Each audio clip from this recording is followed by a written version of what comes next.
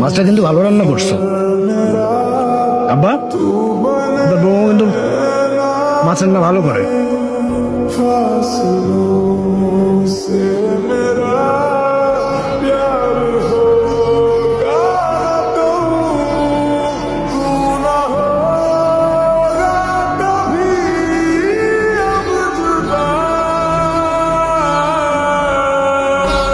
দেখা বাসি না, বড় মাছ শক্ত খুব, কিন্তু কেনার সামর্থ্য না।